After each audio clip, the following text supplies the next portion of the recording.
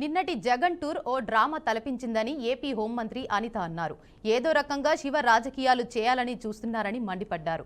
YCP హయాంలో IPC section ప్రకారం కాకుండా వైసీపీ సెక్షన్ ప్రకారం పోలీసులు వ్యవహరించారని ఆరోపించారు.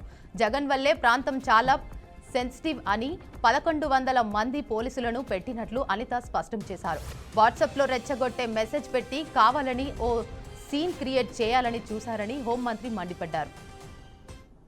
అదేవిధంగా రాయలసీమని రతనాలసీమ చేయాలి అన్న ఆకాంక్షిస్తున్న చంద్రబాబు నాయుడు గారి నేతృత్వంలో ఎన్డీఏ నేతృత్వంలో జగన్మోహన్ రెడ్డి ఏదో రకంగా శవ రాజకీయాలు చేసైనా ఫ్యాక్షన్ రాజకీయాన్ని మళ్ళా తెరలేపాలి అనే ఉద్దేశంతో నిన్న అతను చేసిన ఒక డ్రామాను చూస్తూ ఉంటే ప్రజలు కూడా ఇలాంటి వాడినే ఇంతకు ముందు 151 సీట్లు ఇచ్చి మనం సీఎం చేశామని సిగ్గుపడే పరిస్థితి కనిపిస్తా ఉంది. అదేవిధంగా అతను నైజం కూడా బయటపడిన పరిస్థితి మనందరికీ కనిపిస్తుంది. పోలీస్ వ్యవస్థని కూడా నిర్వీర్యం చేసేసి ఈరోజు అదే పోలీస్ వ్యవస్థ మీద విరుచుకుపడే పరిస్థితి చూస్తూ ఉంటే జగన్మోహన్ రెడ్డి మానసిక పరిస్థితి కూడా మేము జాలిపడాల్సిన సందర్భం. విఐపిని తీసుకెళ్ళడానికి పనికిరాని చాపరు పైలట్ ఎలా తీసుకెళ్ళిపోయి అక్కడ ల్యాండ్ చేశాడు? ఒకసారి ఆలోచించండి. దీని మీద కూడా సమగ్రంగా దర్యాప్తు చేస్తున్నాం. జగన్మోహన్ రెడ్డికి చుట్టూను 900 మంది 5 సంవత్సరాలు ఎలా అయిపోయిందంటే చుట్టూ 900 మంది పోలీసులు 2000 మంది పోలీసులు పరదాలు 5 సంవత్సరాలు అలవాటు అయిపోయాయి. పాపం ప్రతిపక్షంలోకి వచ్చిన తర్వాత పులివెందుల ఎమ్మెల్యే అయిన తర్వాత పోలీసుల మీద బెంగ కొద్ది మాట్లాడుతున్నారో ఏంటో నాకు అర్థం కావట్లేదు. కానీ ఒకటి మాత్రం క్లియర్గా చెప్తున్నానండి, పోలీసులు మాట్లాడితే పోలీస్ పోలీస్ పోలీస్ అని పోలీసుల మీద దుమ్మెత్తి పోయడం అనేది మంచిది కాదు.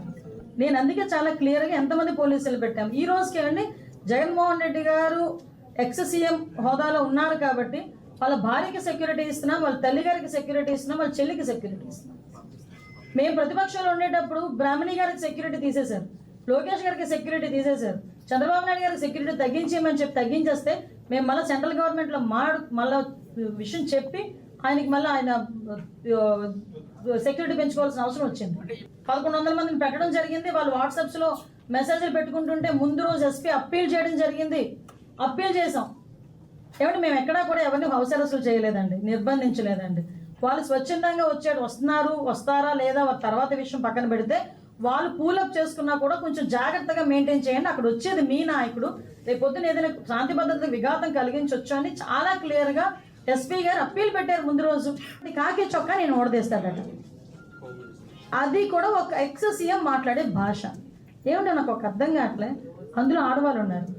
అనంతపురం ఎస్పీ ఒక లేడీ, అనంతపురం డిఐజీ ఒక లేడీ, అక్కడ చాలా మంది లేడీ పోలీస్ కానిస్టేబుల్స్ ఉన్నారు, లేడీ ఎస్ఐస్ ఉన్నారు.